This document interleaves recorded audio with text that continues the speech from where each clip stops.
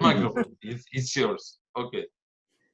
Thank you, Eduardo. I'm very happy to be here. Thank you so much for the invite. So I know you might have you had some access to what I wrote about it. So I'm going to first bring my ideas. I prepared like 1 hour lecture, something around this time. And I'm sure you have also a lot of ideas about Psychoanalytic Act and political action. So I am very interested in hearing from you. We can have this conversation, start this conversation today. I know Eduardo mentioned about authority. I thought it was going to be a little too much for a first encounter. So I will focus on Psychoanalytic Act and political action for now, but then we have time to talk and everything. So I'm part of the forum of the California Forum. I'm currently the delegate. Excuse me, one moment, Gabriela. Yehuda, you are recording? Yes. Okay. Right. I've been practicing psychoanalysis for some years now. I'm from Brazil originally, and then I moved to the States. So I restarted my practice here 3 years ago. So yes, so I'm very pleased to share with you these ideas. If you need me to clarify something, you can interrupt me just for clarification, okay? Mm-hmm. So I'll start. One important construct of clinical work for Lacan is the notion of act. The same concept has also been used by political thinkers to discuss political questions, both influenced by Lacanian theory or independently. One important question that I ask myself is, what are the differences between acting in the sphere of the subject of the unconscious and in that of politics? To investigate this question, I take up the topic of political action as developed by the thinker Hanna Arndt. I also propose that the category of action is a fruitful space for thinking on psychoanalysis of a Lacanian orientation from a political perspective. So first, in my presentation, I will approach the development of the notion of act in the Lacanian clinic, beginning with its origins as an act of full speech and moving on to the notion of psychoanalytic act. Next, I'll discuss the main elements in Arendt's theory of political action. The confrontation between Lacan's and Arendt's theoretical constructs makes it clear that whereas a psychoanalytic act takes place at a single moment, political action occurs in two moments. First, when it starts, leads, governs, and put into movement. And second, when it crosses over, carries out, and comes to an end. The second moment in political action is necessarily a collective undertaking, in Arendt's view. Therefore, I propose that for a psychoanalytic act to take on a political scope, in the sense of being able to sustain a collectivity, it must be understood in terms of the notion of transmission. So now I'm going to present the notion of act. So the notion of act defines a difference between Freud's and Lacan's concept of psychoanalytic treatment. Whereas for Freud, acts are related to manifestations of the unconscious and to resistance to treatment, for Lacan, they are also the way to overcome unconscious determination. Freud opposed words and acts according to their power to overcome unconscious repetition and held words in high esteem. He recognized the dimension of act in manifestations of the unconscious with the structure of language, such as symptomatic acts and slips of the tongue. He also understood acts as acting out, that is, as repetition in transference of repressed contents, and opposed acts to memory and working through. In other words, Freud did not consider act as a way to overcome unconscious determination, neither as a resource for analysts when directing treatment, nor as a mechanism for passing from the position of the analysand to that of the analyst. So these developments regarding the act are one of Lacan's solid contribution for psychoanalytic treatment. First, let me briefly say what the act is not. That is, how it differs from the passage to the act and the acting out. The passage to the act is a category. Now I will quote a work by Dunker, who is an analyst of the Forum of São Paulo. So quote, is a category in French psychiatry that usually refers to violent or transgressive actions, where the subject inflicts damage on another and on himself or herself, as in suicide, unquote. The psychoanalytic theory understands that the passage to the act allows the flowing of anxiety while making the subject fall out of the scene, out of the place structured by the other's coordinates. This is seminar 10, right? The subject rejects the other and acts in spite of him, but does not restructure his or her relationship with the symbolic determination, i.e., there is no truly signifying intervention in the passage to the act. One example are the cases in which people cut their skin to get anxiety relief, mainly, and not to impact the other, to show something. There is no message in the cutting, but mostly just relief. In Lacan's words, quote, the passage to the act is that beyond, in which the subject will rediscover his presence as renewed, but nothing other, unquote, seminar 15. Unlike the passage to the act, the acting out does not happen despite the other, but it is enacted for him. It shows to the analyst that he or she is misplaced in transference and could not maneuver the transference properly. Lacan reads Ernest Chris's plagiary case as an acting out, very famous passage. For the sake of interpreting the patient's fear that he is not able to write anything unprecedented, Chris reads his manuscripts, the patient's manuscripts, and assures him that he is not a plagiarist. In this context, the analysand mentions that in his way out to the analyst's office, he has enjoyed eating fresh brains. Chris understands the patient's comment as a confirmation of his interpretation, but Lacan points out that on the contrary, the patient acts out. According to Lacan, based in reality, Chris's interpretation does not work in the symbolic level. It does not recognize the patient's identification with his father, smashed by his own brilliant father.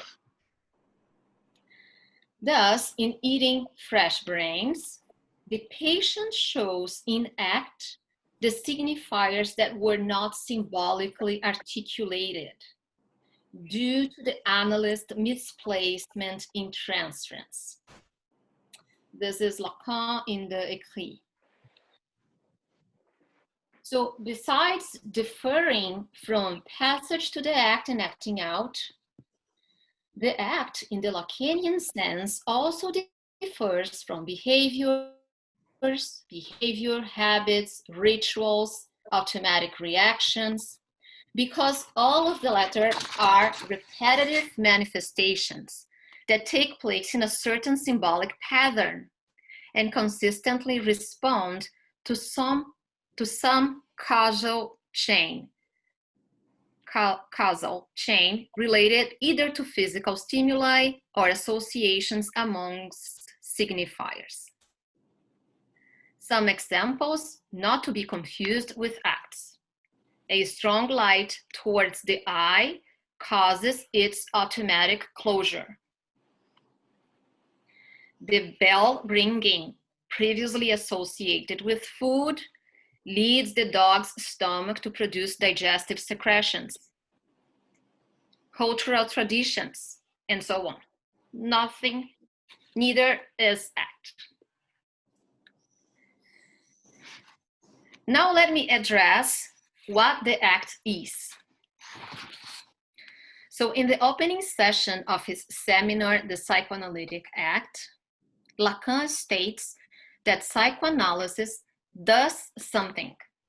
So direct quote from the first session of seminar 15. That is, psychoanalysis is a praxis that deals with the real.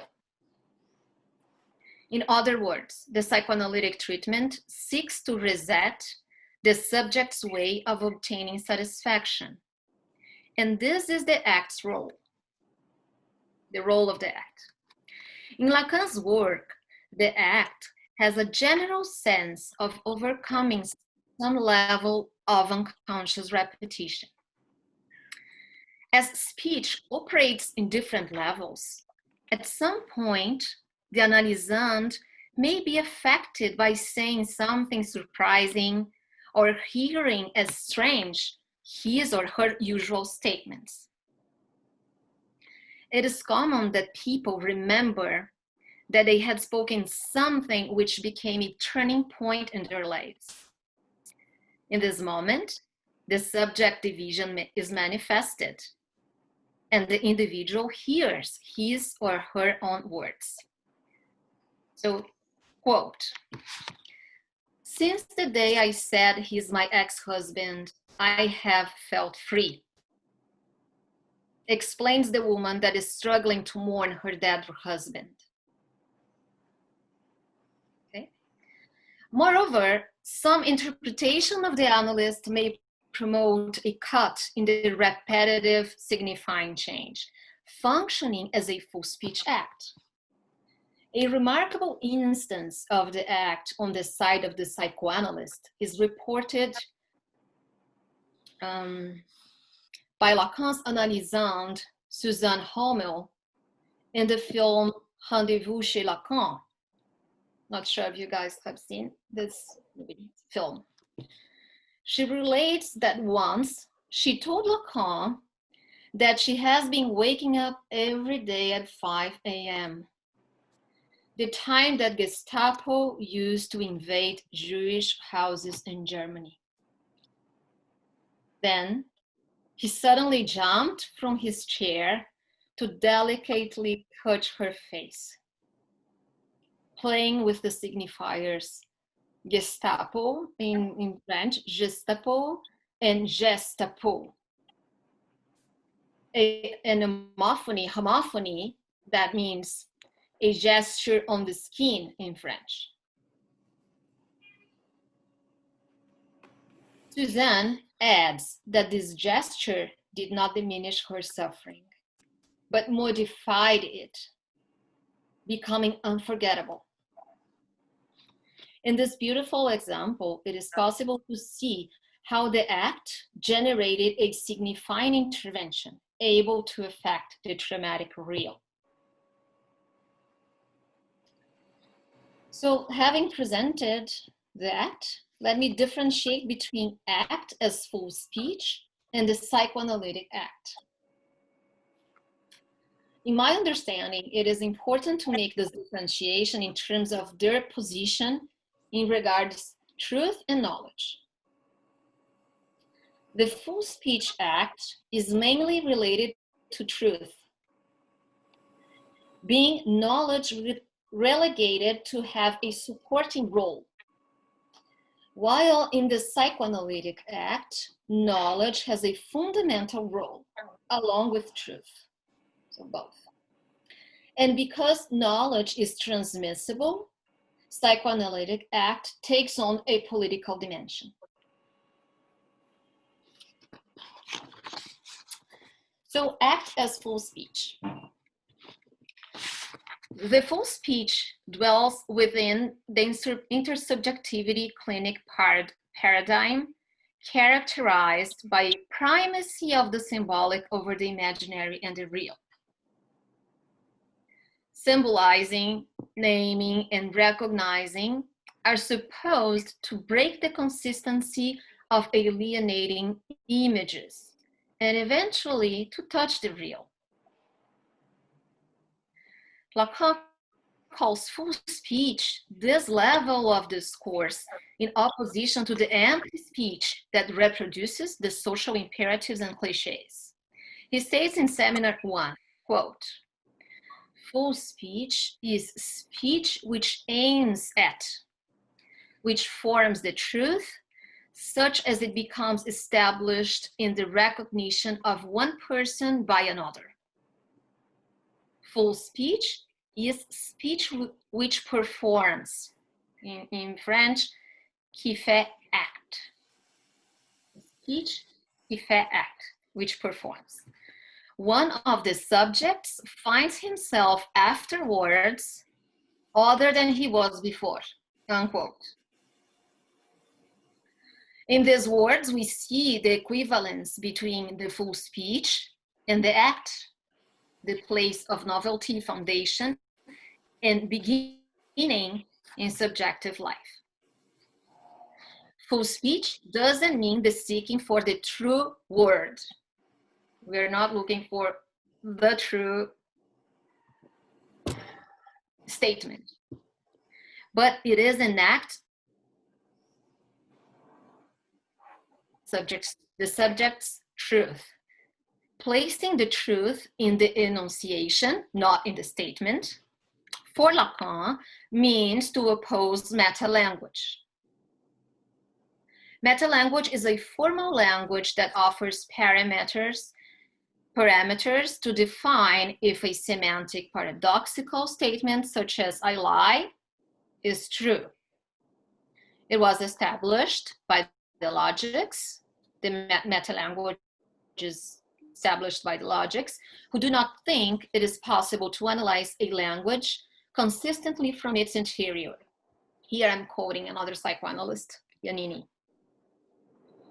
On the contrary, in the psychoanalytic operation, Lacan affirms that the meta-language does not exist, and the truth has to be defined according to a logic extracted from the language itself, more specifically, from the division between the subject of the statement and the subject of the enunciation. In the example I've mentioned before, in which a woman felt free after listening herself calling ex-husband her deceased husband, the grammatical subject of the statement was not the only one that expressed itself. There was also the unconscious subject, which once expressed its truth, had an effect of separation between the woman and her deceased husband. Another example of the connection between truth and enunciation is the well-known joke presented by Freud in the book of jokes about the two Jews at the train station. So, quote, I'm quoting from the book. Two Jews meet in a railway carriage at a station in Galicia. "Where are you going?" asked one. "To Krakow," was the answer. "What a liar you are," broke out the other. "If you say you are going to Krakow, you want me to believe you are going to Lemberg.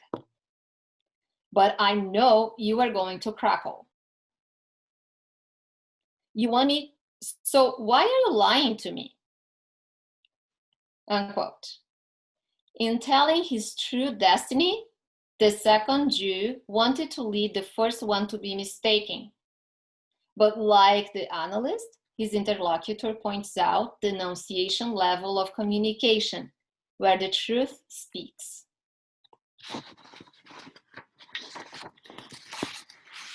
So besides this more general sense of overcoming some level of unconscious repetition, the act has also a more specific status related to a passage that happens at the end of the psychoanalytic cure and refers to a breakthrough, the symptomatic repetition, and to the foundation of a new relationship of the subject with his or her jouissance.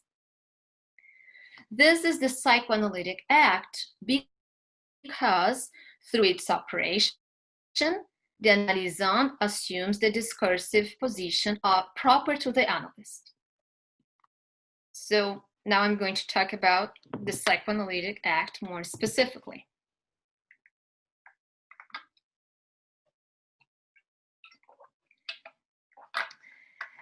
The Antigonist Act is a model for the psychoanalytic act. Lacan gets inspiration to formulate the ethics of psychoanalysis not from philosophy, but from ancient tragedy. That is the realm of action, not the realm of thought. His comment about the Sophoclean tragedy in the seminar The Ethics of Psychoanalysis emphasizes that Antigone is a hero, in the sense that she's radically sure about her choice, being able to sacrifice everything to pursue it. Purified from fear and pity, which come from the imaginary, and guided by a decided desire, the hero launches herself into an action that transgresses the city law. She buried the body of her dead brother Polynices against the tyrant Creon's order to leave his cadaver to feed dogs and birds. Antigone's act confronts the determination that comes from the other, and it is undertaken from an extremely solitary position. Thus, the hero has no models to follow, no knowledge as guidance, no fellows to get support from. What does cause this implacable decision? Antigone is clear. It has nothing to do with the flesh and blood Polynices, but to the impossibility of having another brother, since her parents are already dead. In fact, she would not transgress the law for the sake of a husband or a son that could be replaced for another husband or son. The impossibility shows its face in the hero's cause of desire. There are no concessions before the impossible, since no new meanings could comfort, no future aspiration could distract, no solutions could remedy. Despite Antigone being condemned as a criminal under the law of the city, her act changes the situation.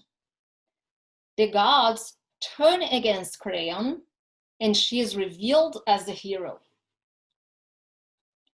Yet, the protagonist's destiny does not follow any conciliation. Her suicide causes the subject to leave the scene in the more concrete sense of the word. From the elements harvested from Lacan's comment on Antigone's tragedy, so those elements are in Seminar 7, The Ethics of Psychoanalysis. I move to approach the Psychoanalytic Act. First, the act is a speaking, a signifying intervention that engages the real. It is a singular event that establishes a break in time and causality determination, since it leads to the rearrangement of the situation, to a rearrangement of the situation. As we saw in Antigone's, right? Antigone's story. Second, in the act, the subject is correlated to the object A. In other words, the act is not undertaken by an autonomous subject according to a knowledge about his or her subjective conflicts, but it is unchained from the place of the object A, which is impossible to symbolize. This is Lacan in Les Autres Écrits. Thus, although the symbolization of desire itself implies some rectification of the subject's relation with the real, an actual breakthrough in the subject's attachment with his or her jouissance is an effect of the act. So there's a difference between the process of symbolization and then the act. That is why an act is verified by its consequences.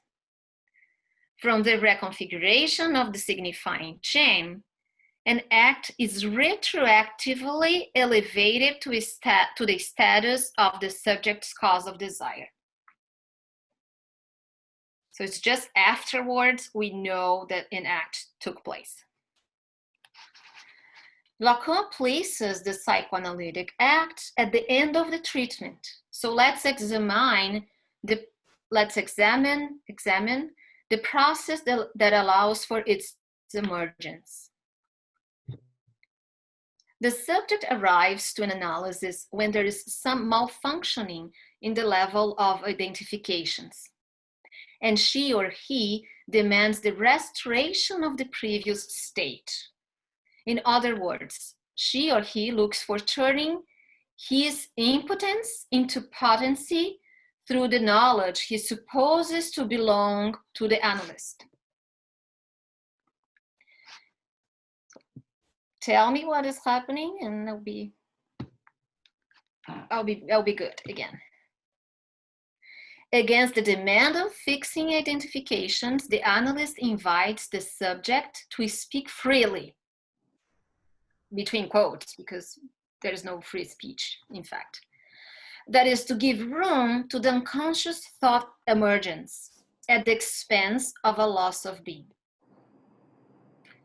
So here Lacan's dialogue with the Cartesian cogito is significant. The author claims that the subject's original state is a division defined by either or, forcing him to choose either thinking or being. The forced choice implies a loss that presents itself as a crucial privation in the chosen alternative. It is exemplified by Lacan's your money or your life, in which the subject is forced to choose the life that will be deprived of money. This is in Seminar 11. Thus, the subject experiences a primordial alienation to the being at the expense of the thought. So, quote from Seminar 15.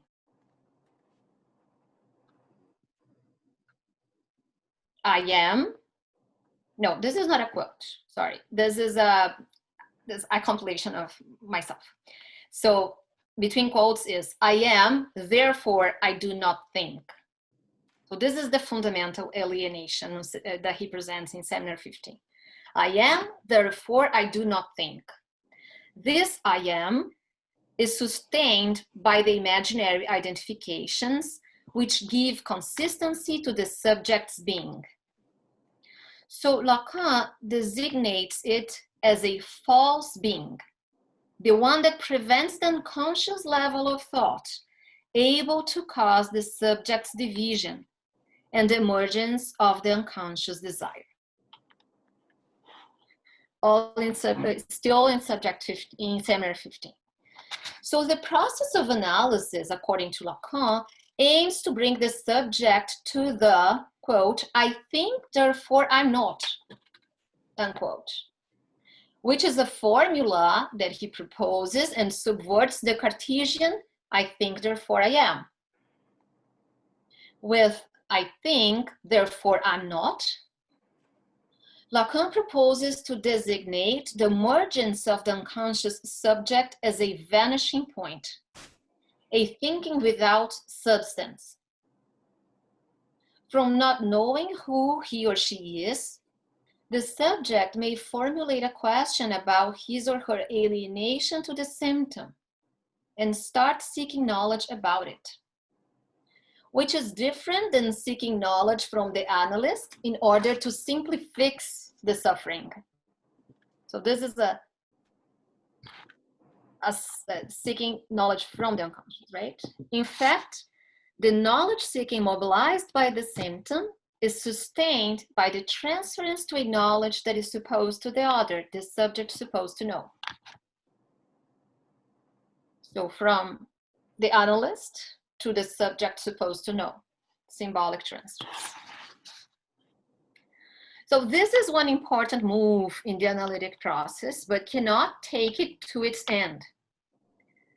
The subject supposed to know keeps the subject expecting to overcome impotence through knowledge, instead of confronting castration as impossibility.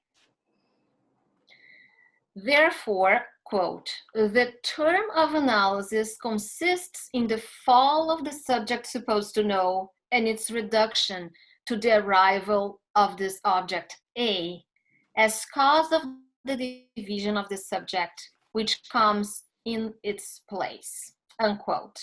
This is by Lacan, seminar 15 again. Still the seminar on the Psychoanalytic Act. There is the fall of the subject supposed to know leads the subject into an impasse that can be overcome only by an act.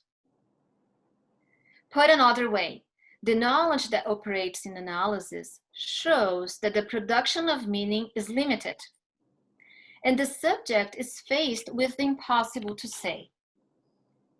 At this point, the subject is called to undertake an act toward a solution whose meaning is opaque to him, but for which he will nonetheless be called on to take full responsibility. It is in this sense that Colette Soler refers to act as actheism. So she combines act and atheism. To the extent that the subject finds himself in a position of no longer believing that some rescuing response from the unconscious can come, silencing the dimension of the enigma of the symptom, as well the dimension of the other as a treasure of signifiers. So from treasure of signifiers to the other, which has a bar, to the barred other, right? So this is a passage. Locating himself in line with Descartes and Freud, Lacan did not think about the impossible to symbolize as ineffable, mystical, or beyond of language. So even if there is there is a limit in, I'm not sure it's very well written, but even there is a limit for teaching what is not represented by signifiers, that's okay. Lacan wanted to make it transmissible through the ladder, according to the use of the ladders in scientific discourse. So there's a limit for teaching, so the transmission comes in this place. The ladder writes the real itself, neither representing it nor giving it meaning. The literalization of the real gives room to Lacan's themes, the very process of formalization in psychoanalysis. In this operation, knowledge becomes leather, trait, or signifier raised to the condition of writing of jouissance, and it can be transmitted. In other words, the knowledge once supposed to an other, God, the analyst, the unconscious, right, that could buffer the subject's suffering becomes knowledge as a remainder, which can be expounded to anyone. From supposed knowledge to expounded knowledge and transmittable to anyone. That is why transmissibility is the proper apparatus that Lacan proposed to his school as a way to verify the end of one psychoanalysis, i.e., the passage from the analysant to the analyst. Therefore, the Analytic Act requires both the analysant experience of the truth about his or her symptom, and also the transmission of this experience to the author of the school of psychoanalysis in the form of a transmittable knowledge. So you have both truth and knowledge in the Psychoanalytic Act.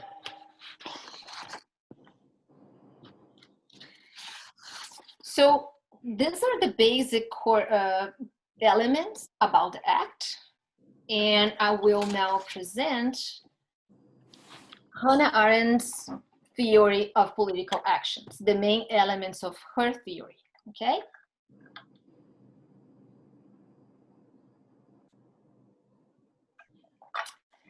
So having defined the main coordinates of a psychoanalytic act, I now move ahead to ask what to act means in the political sphere. With this purpose, I take up Hanna Arndt's theory of political action. Like the Psychoanalytic Act, Arndt's conception of political action is related to the human capacity to begin, to interrupt automatic processes, and to establish cuts in the interminable and repetitive time of the cycles. Both Psychoanalytic Act and political action, so always for Arndt, okay, imply the transgression of some already existing knowledge and the installation of a new reality that cannot be revoked. In addition, neither type of action is carried out within the notion of authorship. Only later can they be symbolized and enter into history, such as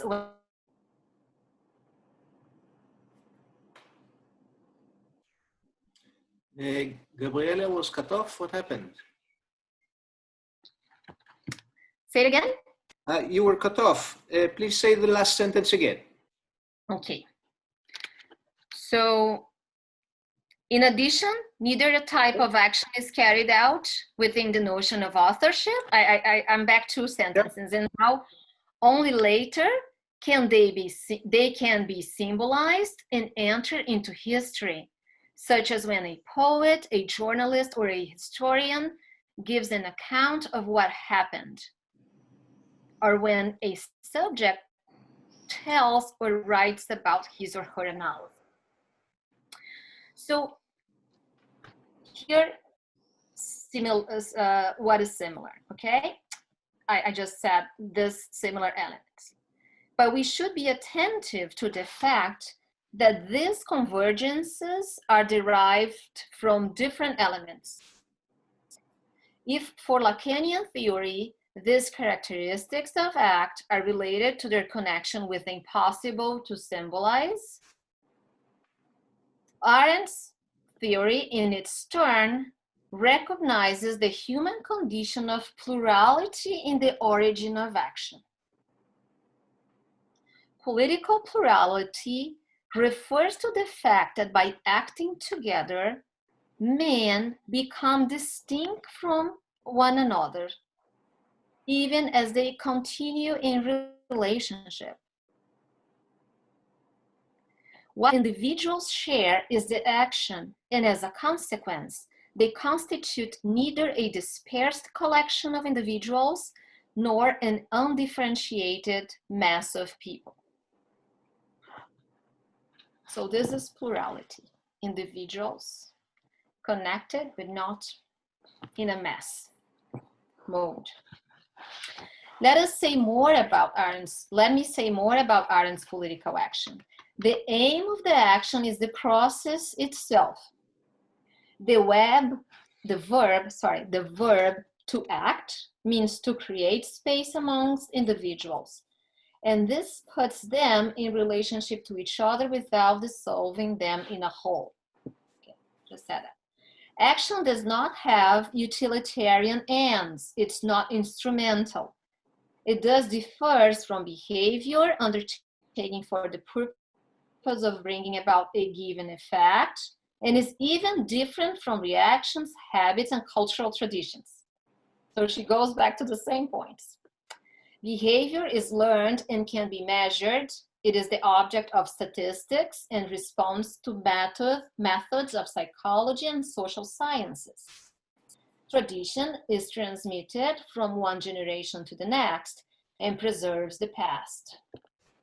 Action, in contrast, is directed to the future and flows from the ability to imagine a reality different from the past. Different from the present. That is, action is inspired by ideals, impelled by objectives, and can even be related to the specific motives of each actor. But action necessarily goes beyond all these conditioning factors, subverting them. In addition, its results are not aligned with what might have been anticipated in its origin. The condition of plurality is particularly responsible for overcoming conditioning factors of action. The fact that many people participate in an action implies that its objectives and motives do not come from one unique place, but rather they are subject to a network of relationships. At this point, one can perceive the notion of unpredictability in Hanna Arndt's theory in terms of its narrative character. In Arndt's own words, quote, "This unpredictability is not simply a question of inability to foretell all the logical consequences of a particular act, but arises directly out of the story, which as the result of action begins and establishes itself as soon as the fleeting moment of the deed is past." This is in Human Condition, unquote. In this sense, Arndt's emphasis on narrative processes in politics, according to Ben Habib, implies a conception of action permeated by a web of acted out relationships and stories, where the revelation of the agent consists not of unveiling an already existing essence, but the emergency of a who in the very process of acting and telling stories. When telling a story, historians, journalists, poets, and novelists publicly refer to the meaning of actions that was not within the view of the agents of the action at the moment they carried it out. The meaning of actions is produced retroactively, beginning at their end, when it becomes possible to have an idea of what types of relationships it unleashed and how its consequences developed beyond the control of what the agents intended at its beginning. the plural, procedural and temporal character of political action in Arendt's theory can also be seen in her analysis of the Greek and Latin words used to designate action. So, quote, the two Greek verbs, archein, I don't know how to pronounce Greek, but archein, to begin, to lead, finally to rule, and pratein, to pass through, to achieve, to finish, correspond the two Latin verbs agere, to set into motion, to lead, and gerere, whose original meaning is to bear, unquote, Arendt in Human Condition. In other words, the initial impulse to create something, the idealization of a reality, the power of initiative and the taking on responsibility for the inception belong to someone who leads, who puts things into movement. But the realization of the action depends on being able to involve others, to bring together people who participate in the course of action. The fact that in modern languages, this difference has faded and the words began to designate two different meanings, this is a fact. This is what happened. So just comparing ancient times with modern times. Action itself became at some point referred to only by the terms used to designate its course, whereas the term that used to designate its beginning or inception ended up referring to a type of leadership that does not imply any interdependence on the support of others, but rather a relationship of obedience. Ancient inciters of action were in a position that differs from those of today's rulers, since the former need the help of others, whereas the latter impose their orders on those who must carry them out and claim for themselves the success of the achievement of many. In Arendt's words, quote, through this claim, the ruler monopolizes, so to speak, the strength of those without whose help he would never be able to achieve anything. Thus, the delusion of extraordinary strength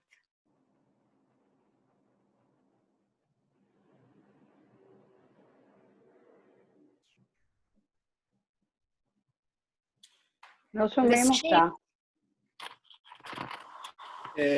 Gabriela, we didn't hear you for the last 30 seconds or so. Oh. אולי כדאי להציע דיון גם. What have you, do you know what have you heard? Just 15 seconds or so. Just the last sentence. The last sentence, okay. So it's a quote by Hanna Arndt to kind of finish this thought, which says, quote, through this claim, the ruler, when the ruler, the modern ruler claims that action is equal to his order, so when he claims that, and he doesn't, the others are only there to carry out what he proposed, okay?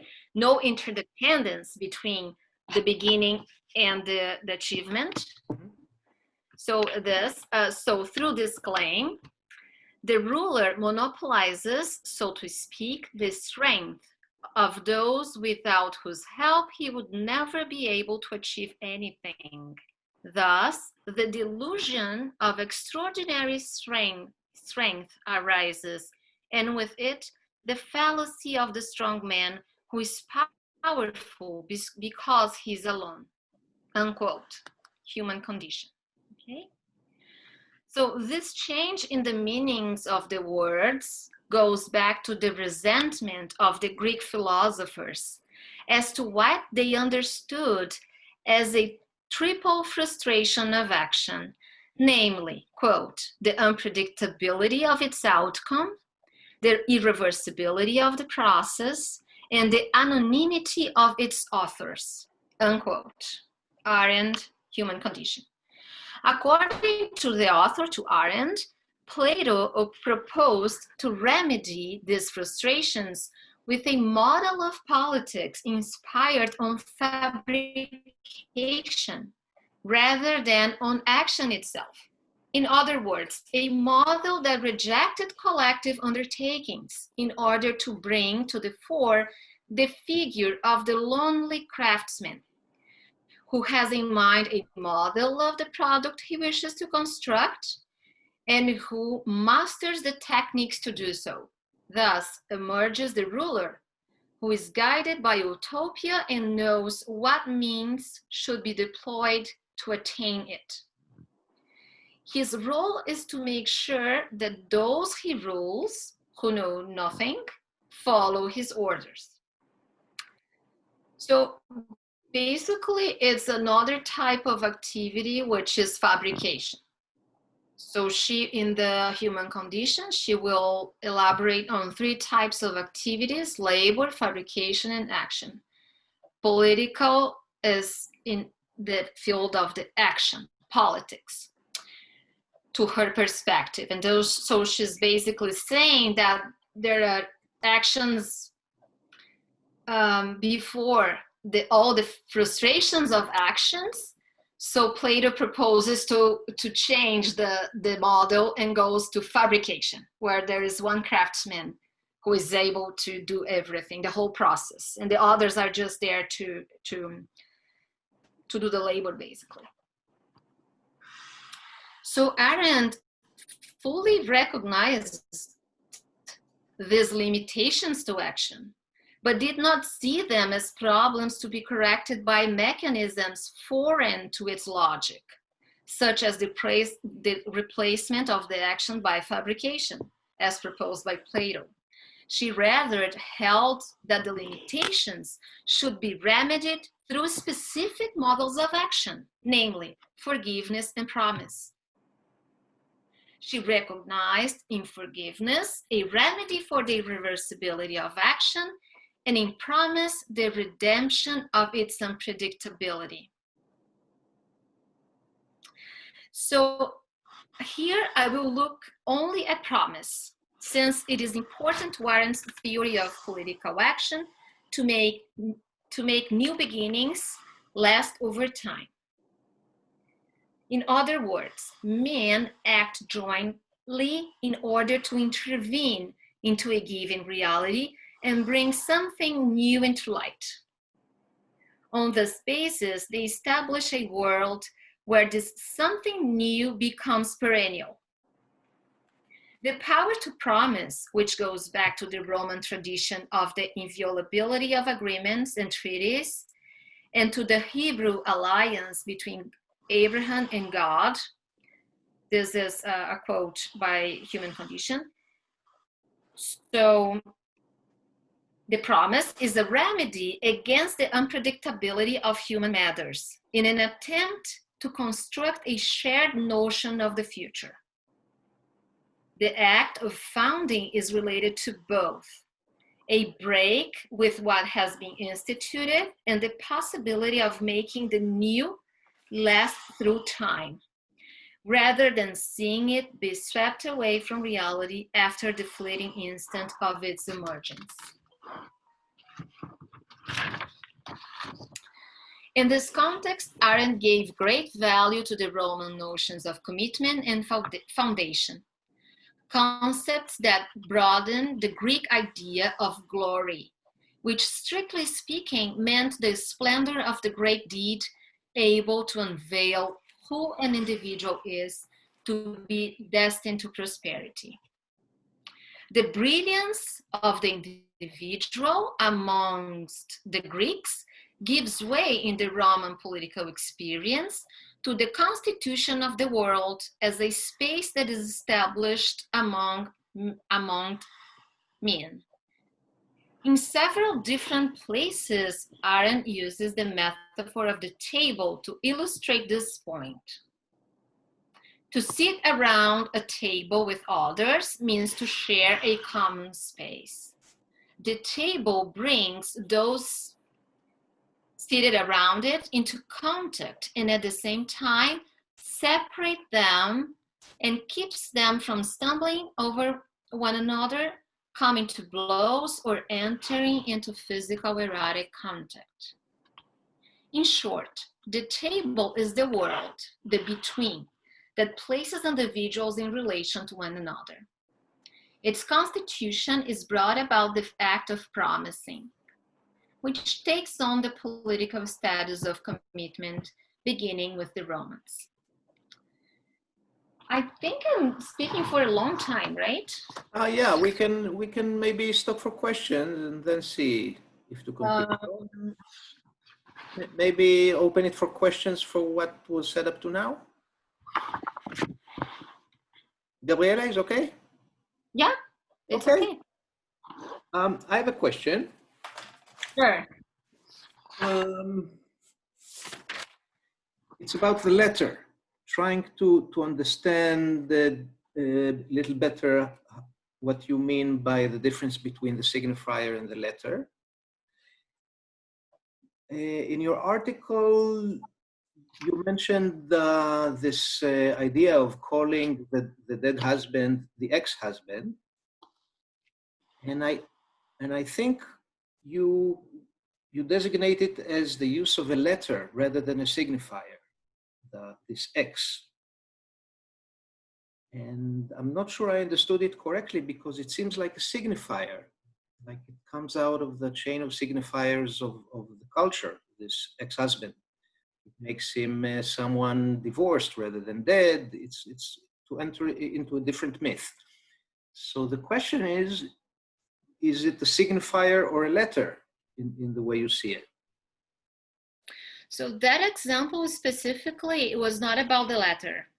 Okay, then it's my mistake. I have a different question. Okay. Good. Yes. A question about political act. As it is happening these days in Black Lives Matter, or the way it happened in the Arab Spring, and in Israel we had some economic uprise a few years ago. And I think what they have in common in the way Arndt is describing is that they don't have a particular demand. And in that sense, a demand would be within the current social order, within the current symbolic world. Whereas if the protest does not have a specific demand, then it's a demand for the change of discourse and not for a variation within the discourse. Would it be correct to say that when such an uprising does not have a specific demand, we can say it's not in connection to history, it's not a narrative. This being an act, this being a rupture in history, is equivalent to the emergence of a letter rather than signifier, because it's a founding act and it's not connected to history? Because of what? Because like it's a founding act without history. It's an original event that comes out of nothing. And in that sense, it's not part of a chain. And it's actually, not in, yeah? Yeah, actually, I don't read her idea as something that comes out of nothing, or it's completely, and I've heard people reading this way, but I don't think that's the case. I think what she's saying is that there are demands, there are specific motives, specific objectives and goals, but the unchaining of the event subverts everything. So when you arrive with political action, it's different than the place you were in the beginning. You intended, you imagined in the beginning. So I don't think it's completely, it's out of nothing, because she was saying, for example, she uses the American Revolution as an example of political action. And she's going to say that's very relevant, the colonial experience. So they had a colonial experience of not domination, but of power, of agreements between equals. So because, and it's the possibility of the act that took place in the American Revolution is connected with the colonial experience that they had. Okay. So she relates both. So we can see it's not something that comes out of nothing, but it is connected with the history. But however, it's not a conclusion, like there's no instrumentality. Oh, we want to do this, and we go through this path, and then we get what we want. And I read in a similar way the process of analysis, because what happens in the act, you cannot foretell, you cannot predict. However, there is some work on fantasy that is done in analysis. I mean, there's a path. There's something. There's a work about knowledge. It's a process. What happens is that the action itself subverts. You cannot imagine what you're gonna get. So in the Arab Spring, I think probably the Tunisian Revolution. Mm-hmm. It is one of the chapters of the Arab Spring that I think we can really connect with the Arendt theory on political action. Black Lives Matter, I don't know. I think it's still unchaining. Like it's difficult to analyze a process when it's happening right now. So I think we're still too early to say too much about it. I agree, because both Arendt and Lacan talk about the before and after of an act. There has to be a before and after. There has to be a radical change. And in the current events of the demonstrations in America, Black Lives Matter, well, we don't know about the after. Okay. Up until now, there hasn't been a big change. So even though there's an unrest, and it's very big, and it's powerful, and it's all over the world, and it's in the news, it doesn't mean it's an act yet. I mean, yeah. We are in the process, right? We don't, I mean, the idea of act, it means, and afterwards, like a process that a posteriori, you can tell the story. Yeah, après coup. Après coup, yes. I was trying to. Now, while retroactive. The Psychoanalytic Act, you say that what is changed, the radical change appears at the level of jouissance, of the way the subject enjoys. And what is the equivalent in the political act? What is changed? What is radically changed? So she actually, one thing that really misses in her theory, and you might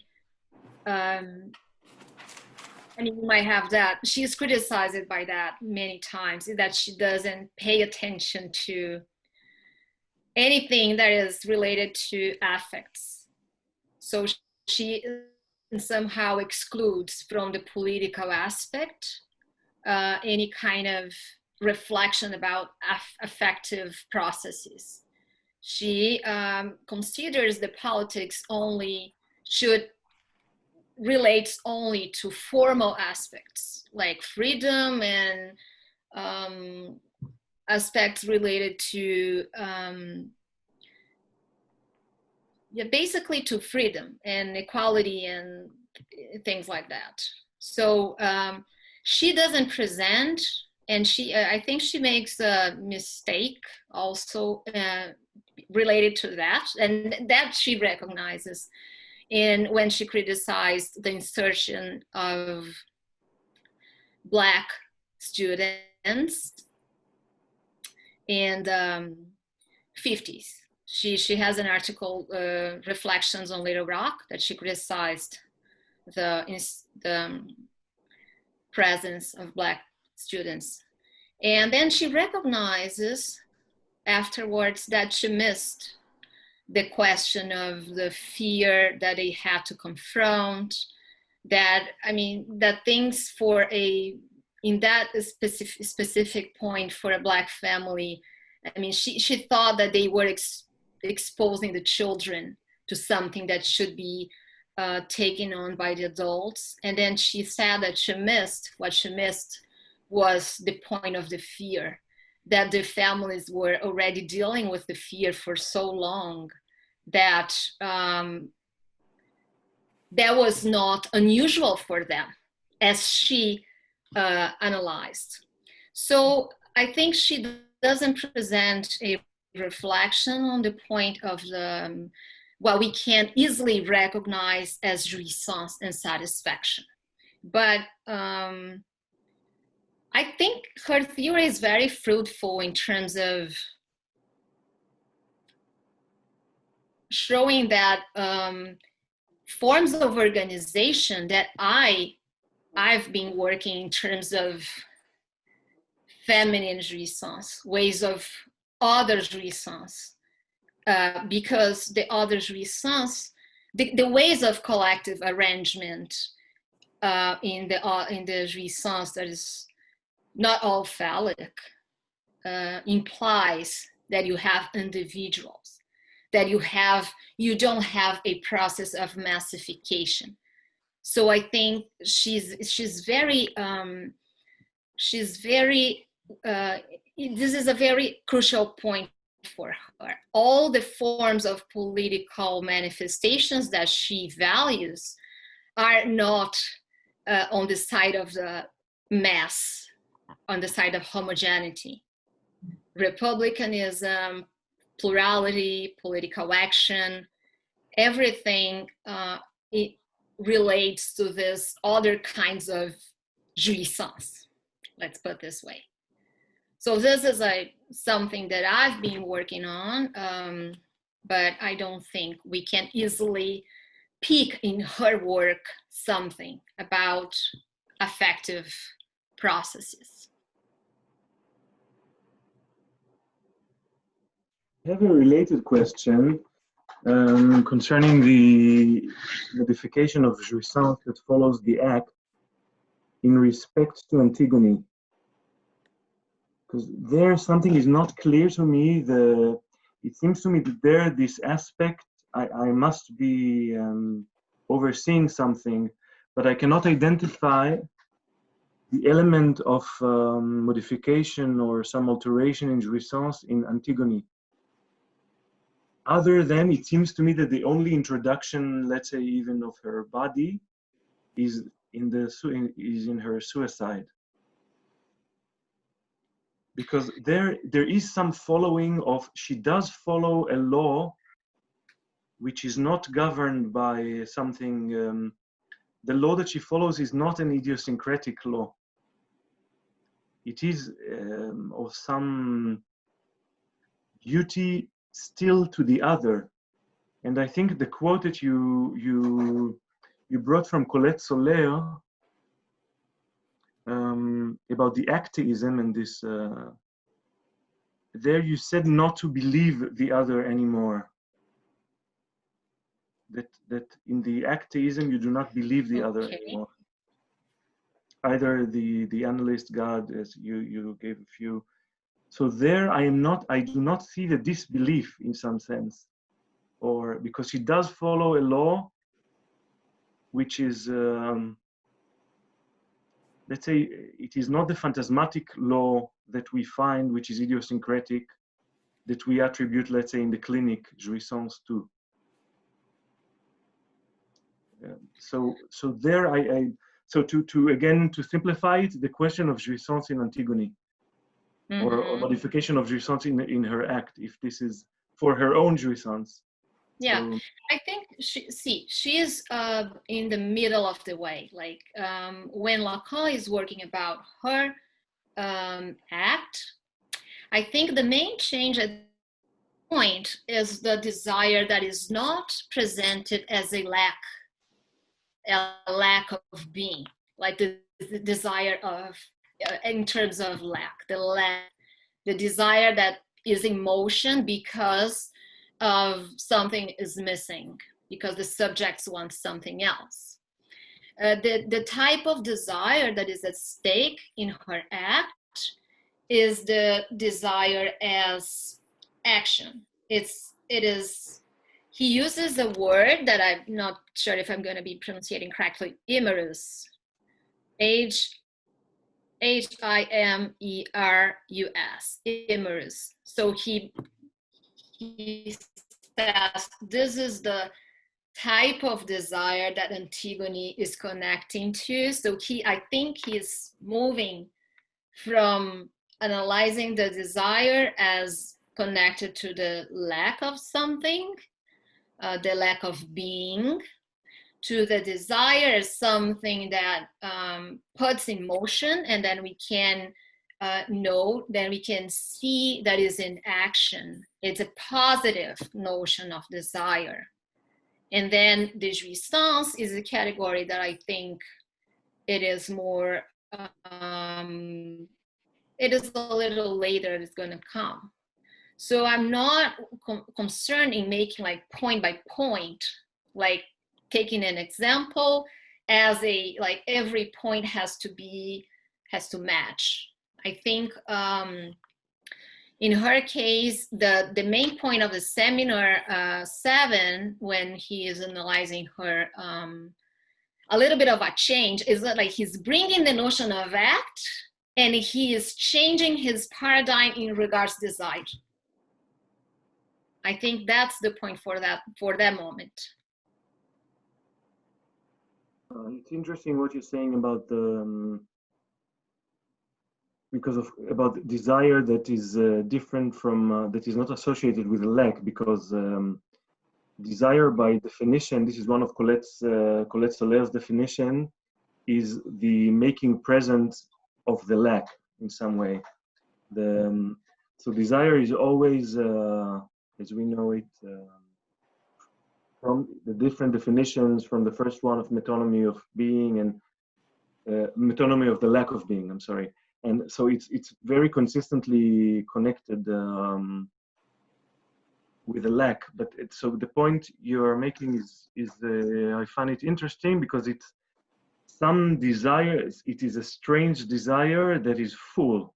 You did not say it, but I perhaps can say it like that, a desire, a full desire. Full, I think, would be like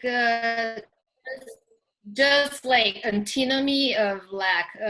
I wouldn't say full. I would say it's in action. Is desire is not like what moves you to the next and to the next, and oh, it's not like, it's not this, let me move on. You get somewhere, or it's more than that, so you go ahead. So this is a different model that who works well with this is Quinet, Antonio Quinet. He's also from the field, from the forum. He is in the forum of Rio. He works with this point.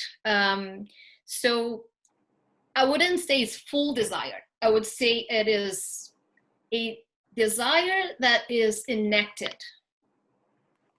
it's not like, oh, okay, I got here, now I want to go somewhere else, which is this model of desire that is the classic one that you're saying, that Colette points out, and it's the one that we have access to. So Antigone, she is like the model of certainty. Well, the model of, this is the thing that I want, that I will do, and then she does that thing. This is a certainty, assertiveness. Another word that is connected is assertiveness. but what occupies me still is that, as you mentioned, this is a tragedy, and Lacan makes it clear in a few instances that psychoanalysis should end as a comedy and not as a tragedy. This could not be the final outcome, because you said it does not lead to something, there is the action itself. However, I am not sure, or at least I'm occupied with the question, if it could have ended other than suicide. And I'm mentioning this in the context of it it just being go a back tragedy. a little bit because you cut. I'm occupied with the question, and then If it could have been ended otherwise than suicide, because it is a tragedy has to do with an inevitable known ending. So this seems to me a problematic model of protagonist exactly in this sense, because as I read Lacan's his position about tragedy, in a sense, I think the process of analysis could even be defined as a transition from a structure of tragedy to the structure of comedy. I think Lacan hints this in a few places. So in this sense, I think she's a problematic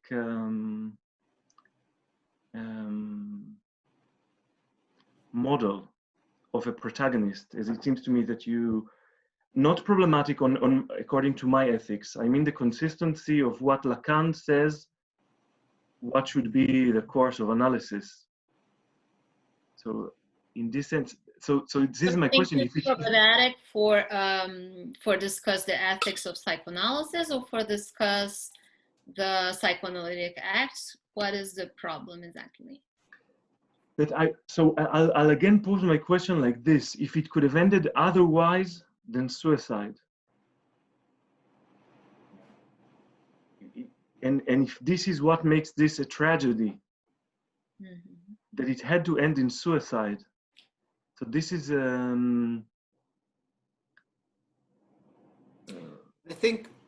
I think maybe the question of tragedy or comedy, if we look at Familionaire, it could be a pun or it could be a joke. What makes it a comedy, a joke, is that it's reintegrated into the symbolic order. It becomes a signifier, not only a mistake. So maybe it's the same with Antigone. If her ethics, if her narrative, if the symbolic order that she's founding, is it becoming the norm? And in her case, it is. I mean, Creon eventually falls. So in that sense, it has the structure of comedy in the sense that her discourse replaced the master's discourse. It wasn't repelled by it. So if we look at the reintegration into the system as the trait of comedy, then this reintegration happened. It became part of the symbolic. She inaugurated something new, something different from the ethics of Creon, and eventually this became the ethics. Yeah, this is the power of act. I think this is why Lacan is using Antigone as an example. The impact that the act has, as you say. not only. The question, which impact did it have on her? We cannot, and we must not. No, but this is the question. We must not consider the consequences of the act on the other. This is nothing to do with psychoanalysis. It's not the consequences on society. The only point of reference is how the act modifies, be either the jouissance of the one who had made the act or something else about the one who made the act. We cannot speak of act. This has nothing to do with psychoanalysis, with its effect on society. Yeah, but this is a myth, an effect of society. But when you speak of humor, you need the other. The humor is not something you do with yourself. You always need a third. Because her position changes. I mean, we don't have access to her as an interior, subjective, but we have what we have access is that she changes from a transgressor that should be just criminalized to someone who said something that what became very important. So the position that she held in that situation changed. And so the changes in the other way, it is a position in this, the subject is implicated to. But what changed for her? That is my question. With Hamlet, that Lacan writes a lot about, we know something that changed for him. Something changed for Hamlet, not the expenses of what he does. I once had a patient who took inspiration from Antigone for her own family. She found herself having to take care of her sick mother, although her sick mother was not treating her well throughout her life. And she was ambivalent about it, like Antigona ambivalent maybe about burying the brothers that she had bad relations with. Antigona did it not for her brothers, but for the institution of family, that she can be a subject in this institution. So in a way, she did this act in order to provide herself with a family, with a place to belong to symbolically. My patient did the same thing. She said, I do it not for my mother, but for the institutional family that I belong to. This way, I sustain the symbolic order that sustains me as a subject. We know that a subject is without a body. A subject has no substance, Lacan says. Yes. And the act concerns jouissance. So if you say this example, where is your patient's jouissance? If she's a subject, it's to get rid of the body. To be a pure subject means to have no substance. A pure subject does not exist. It has no material existence. And the act has to do with jouissance. That has to do, it is associated, as Colette Soler focuses always on the body. So this is my question: where is her body other than suicide? So there's something here that I don't grasp, because and also there is no ambivalence in Antigone. What changes in her? She's completely consistent all the way. What changes is her? The act, as Ofra said, has a before and after. What is the after? The only consequence that I see of the after is that she's dead.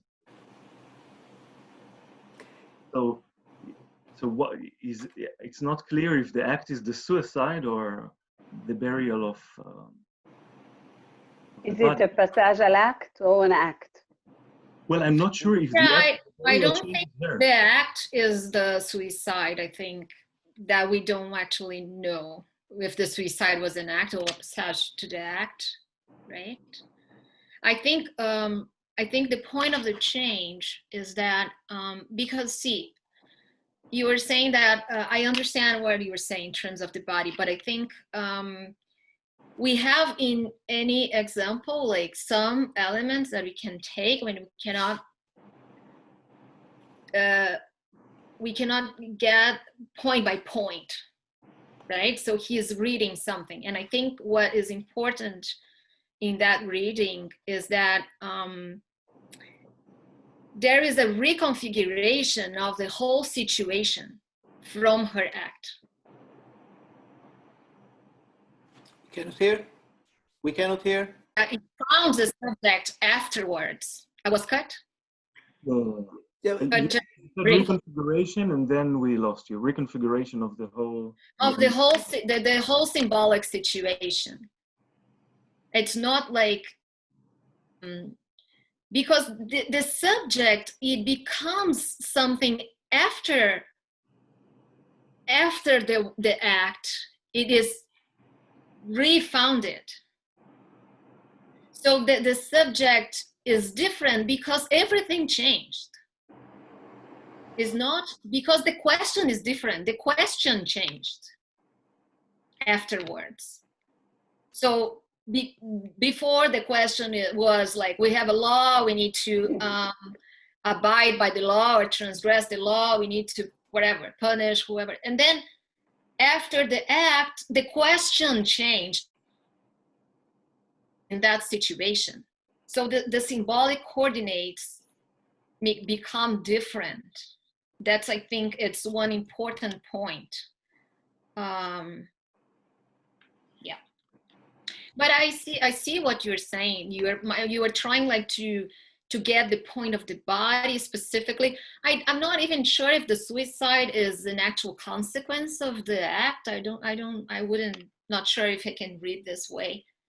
I think suicide, it was to say that things were not peaceful for her after all of that, or something like this. It was not a solution like, okay, now things are fine. Maybe that's the thing of the point of the suicide. I wouldn't say that was the act. Lacan says that suicide is inherent in any act, not in the sense of death, but in the sense of not being the subject you were anymore. Exactly. Metaphorically, the metaphor of the suicide comes often to talk about the act in terms of the death of one subject and the refoundation of that subject. So what was there, it doesn't exist any longer after the act. So in this metaphorical way that Antigone, she's not there any longer. There's no Antigone any longer.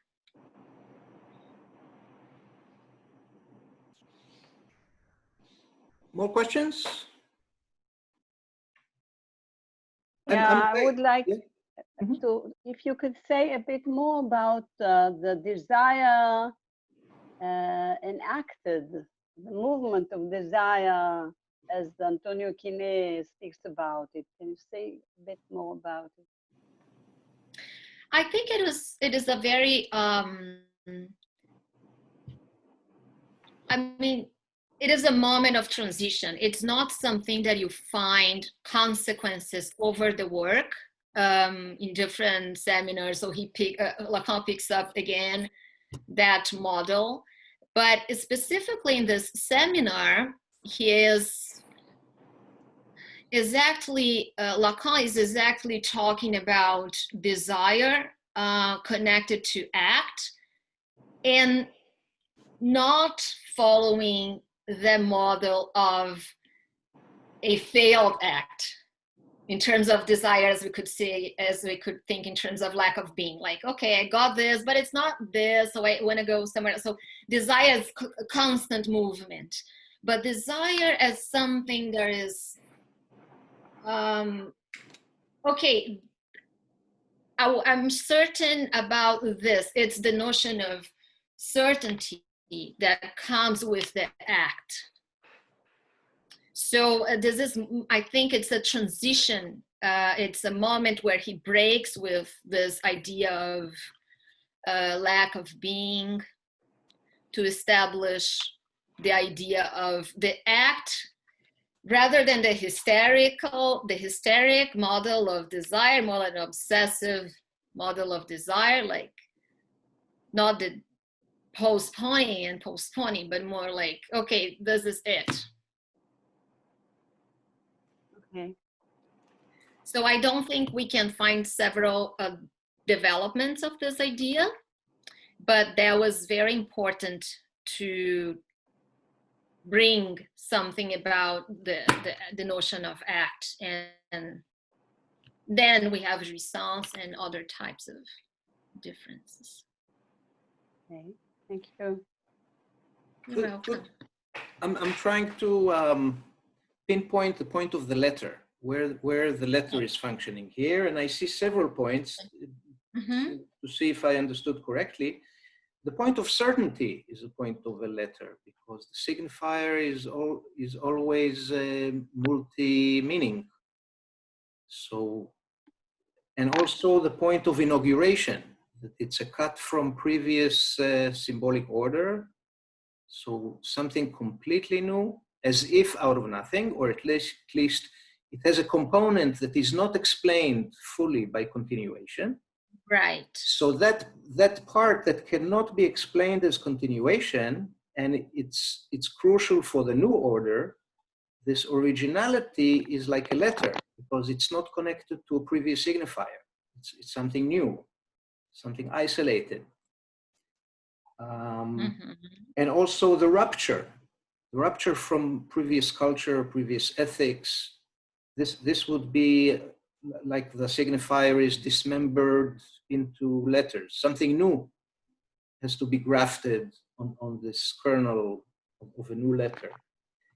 And that's where the jouissance erupts, where the old order cannot contain it anymore. So in between the old order and the new order, we have the letter of jouissance, beginning things. Does that make sense? Am I connecting here two ideas, that the idea of an act and the idea of the letter? So I think you are framing in a good way what is transmittable from the old to the new, because you are framing in a good way, I think, because to the act take place, so there is some process of reduction that took place before. Let's put it this way: we are still not like expecting to have another answer and to expand the meaning and to have another way of saying this or saying that. We might find an answer if we change this part. So that's a process. It's not reduction, it's expanding the meaning. And then you have a process of reducing, and you go back to the same place again and again. So, okay, I have to name that. So at some point, you kind of realize, or the subject realizes, that several paths go to the same place, right? So you have a process of reduction in the knowledge. So this is the process of the writing, right? It becomes something that is reduced, and you will stop trying to reinsert in the signifying chain. To, as you said, like to connect with different signifiers and blah, blah, blah. So you're gonna say, that's it. Let's put it this way. That's it. This is something. This is something. Okay. And then the act, so that there is an impasse, and then, okay, then the act. And I think you were framing in a very interesting way, because what is going to be transmitted to this new moment is what was reduced at first. Okay. So I don't think I had said that here, but it makes sense. Okay. But I think you were reading in a way that it is here indirectly. You were actually saying that in a way that makes sense. Yes, of course. Okay. So what is transmitted are elements, just elements.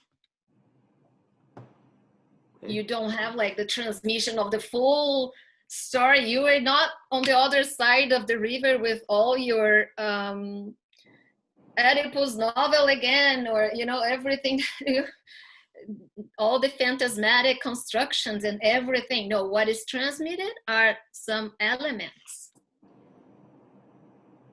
So I think it's a good way of putting that. I'm kind of elaborating on that now.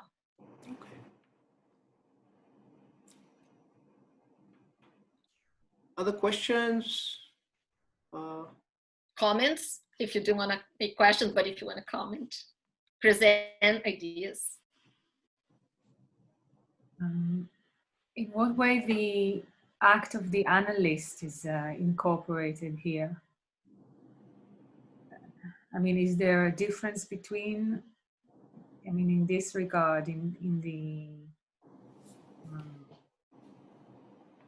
the context of your essay, is there a difference between the act of the subject and the act of the analyst? So the act is on the side of the analyst as maneuvering the treatment, right? In the direction of treatment, the analyst acts. Correct? Mm-hmm. Am I frozen or am I We can hear you, it's fine, continue. I was fine because everybody froze at some point. Not frozen, just listening. But that's fine, okay.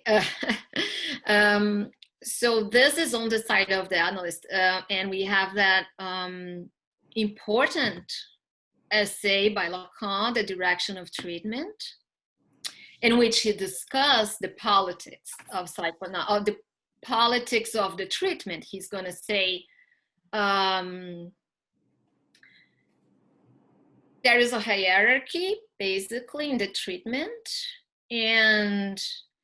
but he criticizes the reduction of the treatment to a power relation. And he's going to say this reduction to a power relation happens when the analyst does not act. So he basically calls for the analyst to act, and then he's calling the interpretation.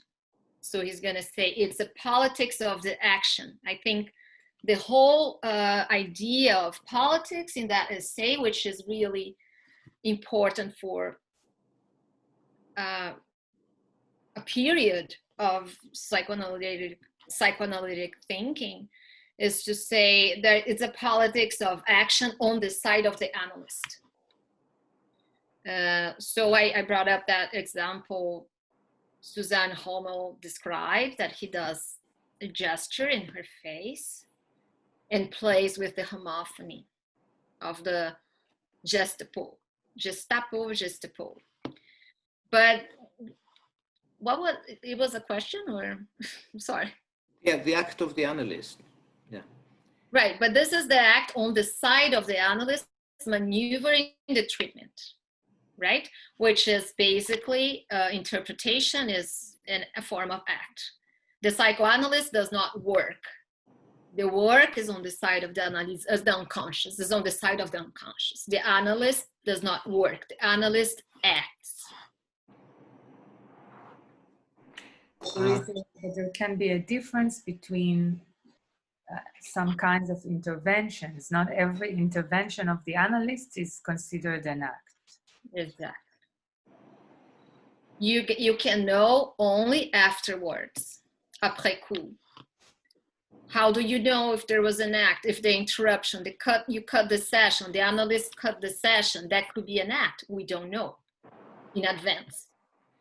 Lacan says the same about interpretation, that they are right. raised to the level of interpretation retroactively.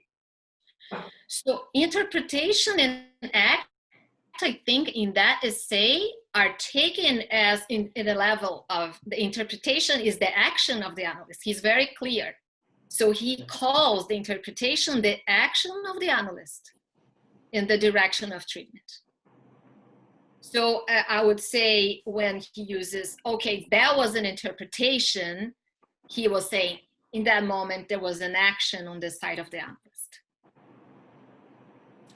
Uri Adar is a professor in Israel who writes about psychoanalysis and political action. And I heard him say in a lecture about this act of the analyst and the political act, that what they have in common is that you have to agree not to know. For example, in order to be an activist in the Israeli-Palestinian conflict, you may think you need to learn all the history before you can take a stand. And his position is you cannot know all of the history. So doing an act means operating without full knowledge. Like this is what you need to agree to do. And the same with the analyst. When he hears a Freudian slip, he doesn't know what it means. He just knows it's a Freudian slip. And to cut the session at that point is to act without full knowledge. And this is a risk. Mm-hmm. So this is risky because you cannot anticipate the consequences. So you're going to learn if there was an interpretation from the patient in the future. He's going to tell you that was an interpretation, that thing you said. Mm-hmm. You don't know. You cannot say, okay, if I do this, then I'm going to act. If I do that, no. You don't actually know, but you have to take the risk. You mentioned in one of your articles that there needs to be a third component. The third component in Greece was the police. The third component with the Romans was the emperor. The third component with the American Revolution was the camaraderie of the locals. I think what you said about psychoanalysis is the third component that gives authority is language itself. So the interpretation is taking language as an authority, meaning you said it. Like the real master is not the analyst, he's just working for the signifier. The signifier is the master. So the act of the analyst is to be subservient to the signifier. Yeah, but if I may add about the cut, I think we cannot generalize so much. If you remember when Colette Soler was in Israel, she spoke about the cut. I think the cut sometimes is the interpretation, sometimes the act is cutting the session because you calculate it, and sometimes, in my part, rarely you do it without knowing why. But it's not the same. To cut the session is not the same. It's an ethical question.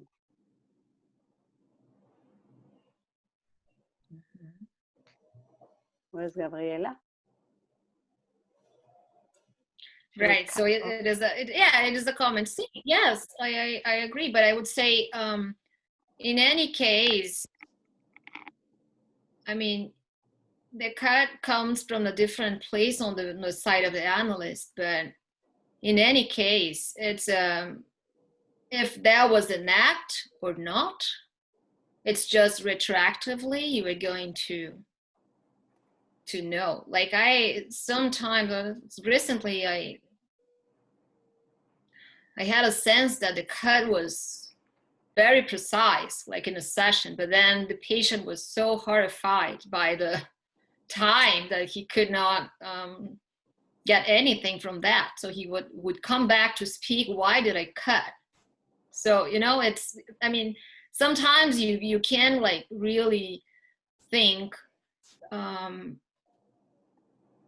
that you got something about it, that there was an opening of the unconscious at that time. It's like, okay, there was an opening, so I will cut here exactly not to let it close, or right? So it's okay, there's an opening here, let's cut it. But I don't know if you were saying that different cuts have different effects, or if you were going to connect with these different types. I don't know what exactly you said, but I think you need to calculate a cut, and otherwise it can become another system of work that you just do it all the time. So I think we have other possibilities in psychoanalysis besides the cut, and I think this is very important to say also. I mean, the act is one of the possibilities in my way of thinking. we're getting close to the end. Gabriela, do you want to conclude? So you spoke about the third. You would I don't know. I think you were referring to the authority, right? The point of authority. Yes. Yes. Yes. But I think, yeah, I think there was basically the idea of the third is the other as an other for both, for the, and also I think that's important for the idea of interpretation, because the interpretation, I understand the idea of calculating the cut, but in some sense, if there's the dimension of the other, it's an other even for the analyst. Mm-hmm. So what you say may become very important, not because what you calculated you would say, but because of some turning point, because you know the unconscious is other even for the analyst. So in the sense, this is the authority in treatment. It is, I mean, to operate from this otherness, and not to refuse that. But I don't know, in terms of finishing, I just want to thank all of you, and it was very interesting participating. I really appreciate your comments. But I don't know if you want to say something about the content. Just to say thank you very much for a very enlightening lecture, and your papers were very interesting. It was good to be ready and understand, and to highlight and learn things both from the clinic and to look at the political events around us and connect them to what we know from psychoanalysis. So it's very interesting. So thank you very much, and hope to do it again. Okay. You're very welcome. Thank you so much. Thank you. Thank you. Have a good beginning of your day, and we keep in touch. Okay? Okay. Good. Bye. Bye-bye. That time. Bye-bye. Bye, Eduardo. Talk soon.